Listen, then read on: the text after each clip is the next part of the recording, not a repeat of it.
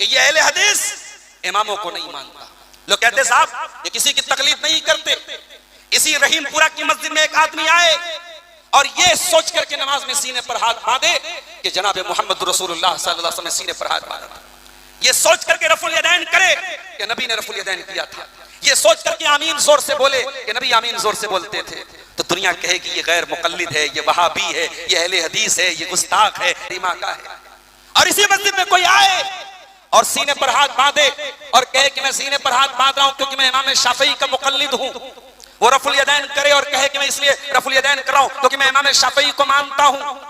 वो आमीन जोर से बोले और कहे कि मैं इसलिए आमीन जोर से बोल रहा हूं क्योंकि मैं इमाम अहमद इब्न हंबल को मानता है। दुनिया कहेगी कोई प्रॉब्लम नहीं, ये सही है, ये मुकल्लिद है, ये अच्छा आदमी है, ये वहाबी नहीं है, ये गैर मुकल्लिद है।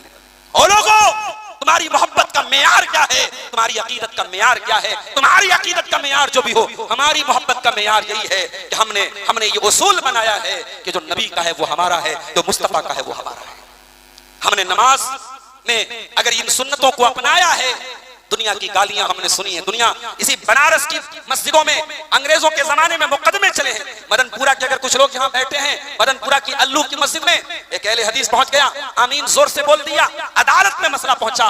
और उस जमाने में जब अदालत में मसला पहुंचा, अदालत का जो जज था सर सैयद अहमद खान के बेटे जस्टिस महमूद थे, वो उस अदालत के जज थे। जब उनके सामने ये केस आया और ये बताया गया कि वो बरेलवी मसलक की मस्जिद थी, अपने आप को अहले सुन्नत कहने वालों की मस्जिद थी, और वो आदमी जाकर के वहां आमीन जोर से बोल के उसने नमाज पढ़ी, रफुल यदैन करके नमाज पढ़ी। तो जस्टिस महमूद ने उन बरेलवी उलमा से कहा कि आप कोई सबूत दे दीजिए कि नबी के जमाने में आमीन जोर से नहीं बोली गई या नबी ने रफुल यदैन नहीं किया, मैं मान लूंगा आपकी बात।